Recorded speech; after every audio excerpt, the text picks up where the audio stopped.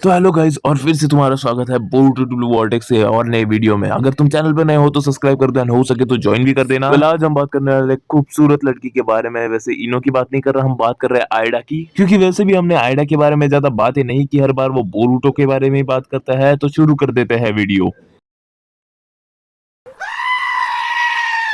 अबे साले।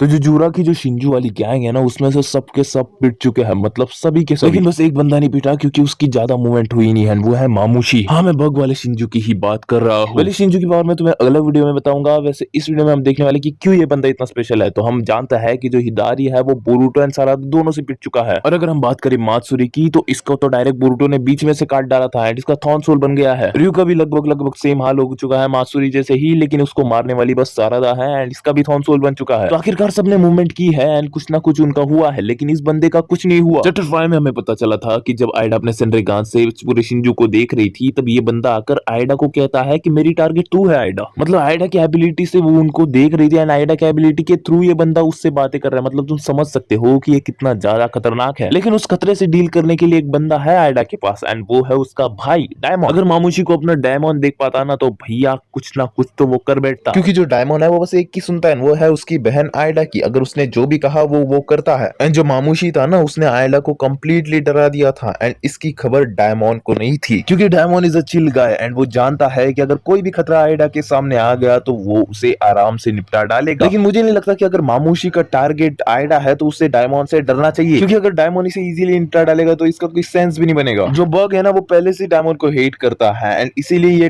बग वाला शिंजू भी डायमंड को मारने की कोशिश करेगा। लेकिन जब मैंने इसको एनालाइज किया ना, तब मेरे को पता चला कि ये बाकी शिंजूस की तरह इतना बेवकूफ नहीं है। देखो, जो बग है ना, वो बहुत ही ज्यादा स्मार्ट था एंड वो डायमंड की एबिलिटी के बारे में जानता भी था एंड उसको भी ना आयडा बहुत ही अच्छी लगती थी, उसके चार्म की एबिलिटी की वजह से नहीं, बल्कि वो आयडा से सच्चा वाला प्यार करता था। लेकिन बग है ना बहुत ही ज्यादा डरपोक था एंड इसीलिए उसका ये प्यार रहते रहते डार्क होता गया। एंड जस्ट वो आयडा को पाना चाहता था, लेकिन कुछ कह नहीं पाता था क्योंकि उसकी फटती थी। लेकिन जो मामूशी है वो अलग ही लेवल का बीस्ट है, जो कि किसी से नहीं डरता। और ऊपर से इस बंदे का सबसे बड़ा एडवांटेज ये है कि ये प्यार को जानता है। अब इधर प्यार का संबंध क्या आ गया, तो मैं तुम्हें बताता हूँ कि जो जूरा है उसने भी इसी के बारे में बोरूटो से भी बात की थी कि जो प्यार है वो सबसे बड़ी वीकनेस होती है। देखो, फॉर एग्जांपल हिदारी ने जब पहली बार फाइट की थी तो वो डिफीट क्यों हुआ था, और इसका आंसर है प्यार की वजह से। सारादा को बचाने के लिए ही जो बोरूटो है उसने फाइट में एंटर किया था, और अपने प्यार के लिए ही जो बोरूटो है उसने रासेंगान उजुहिको को यूज किया, जिसकी वजह से उसने हिदारी को भी डिफीट कर दिया। चलो, ये तो हो गई हिदारी की बात। तो लेकिन बाकी शिंजू का प्यार से क्या लेना देना। तो शिंजू नंबर 2 है मात्सुरी एंड ये भी मारी गई क्योंकि इसे प्यार था कोनोहामारू से, और इसी प्यार की वजह से जो कोनोहामारू है वो उसने मात्सुरी को धोखा दे दिया एंड जो बोरूटो था उसने बस अपने एक ही शॉट से मात्सुरी को खत्म कर दिया, क्योंकि वो पहले से ही इंजर्ड थी कोनोहामारू के रसेंगन से। अब तीसरा शिंजू आ जाता है रयू। ये भी प्यार की वजह से ही मारा गया था। अब तुम कहोगे कि भैया रयू को किससे प्यार था और रयू क्यों मारा जाएगा प्यार की वजह से, तो इसका आंसर है सारादा। याद करो, सारादा के मांगे शारिंगन अवेकन क्यों हुए थे, एंड वो था बोरूटो की वजह से। सारादा का बोरूटो के लिए जो प्यार था ना, वही वो रीजन था जिसकी वजह से वो अपनी एबिलिटी को यूज कर पाई, ओहिरुमे को यूज कर पाई एंड इसी की वजह से वो रयू को हरा पाई। और इसी प्यार के बारे में जूरा जानता है एंड इसलिए वो नॉलेज गेन करता रहता है कि आखिरकार ये प्यार है क्या एंड वो कैसे इस प्यार को ओवरकम कर सकता है ताकि वो मारा ना जाए। एंड इसी के बारे में बोरूटो से भी उससे बात की थी, जहाँ पर बोरूटो ने उससे बताया था कि तुम डिवाइन ट्रीज मारे जाओगे। तो प्यार के खतरे के बारे में जूरा पहले से ही जानता है, क्योंकि वो सभी शिंजू लोगों का बॉस है, और इसलिए जूरा सोच समझ के फैसले लेता है। उसी की तरह है अपना मामूशी, क्योंकि ये बंदा प्यार के खतरे को भी ओवरकम कर चुका है। देखो, मामूशी के नाम में ये ना बहुत ज्यादा सिग्निफिकेंस है। देखो, जापान में है ना बस एक ही जहरीला सांप है एंड उसका नाम है मामूशी। जापान में ऐसी मान्यता है कि ये जो सांप है ना, ये एक सिंबल है आध्यात्मिकता का, नॉलेज का,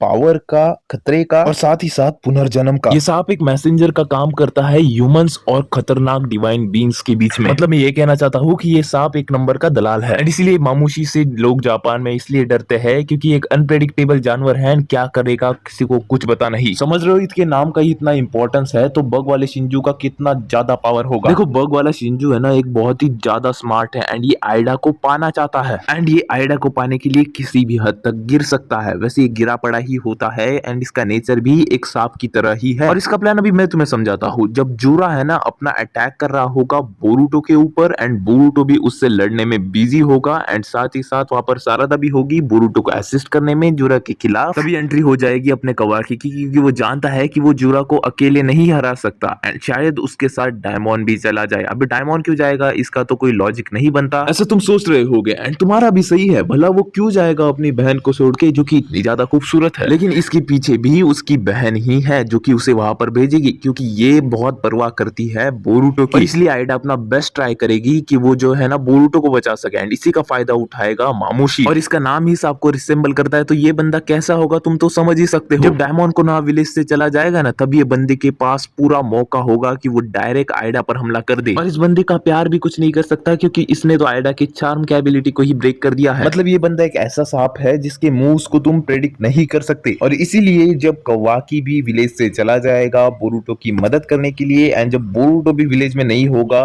एंड वो जूरा से फाइट कर रहा होगा ऑब्वियसली, एंड जो जूरा है वो इन दोनों को संभाल रहा होगा, एंड साथ ही साथ सारादा भी आ जाएंगी जूरा से फाइट करने के लिए, एंड वहां पर सेज मोड वाला मिस्की भी हो जाएगा। और ये पूरा सीन कहां पर चल रहा होगा, ऑब्वियसली सैंड विलेज में ही यार, एंड अपने शिकामारू की निगाहें भी वहीं पर होगी। और इसी मौके का फायदा उठाकर जो अपना मामूशी है वो एंटर कर जाएगा कोनोहा विलेज में अपने आइडा को मार डालने के लिए। शायद ये बंदा जहरीला सांप ही क्यों ना हो, लेकिन फिर भी ये जानता है कि डायमंड के होते हुए वो कुछ भी नहीं कर सकता, एंड इसी प्लान को वो अपनाएगा। तो ये थी मेरी थ्योरी, अगर तुम्हें कुछ और लगता है तो तुम अपने ओपिनियन कमेंट सेक्शन में बता सकते हो। तो यार तुमको भी एक मेरी रिक्वेस्ट है, हो सके तो चैनल को ज्वाइन कर दो, मेंबर बन जाओ। अबे साले स्टार्ट करो।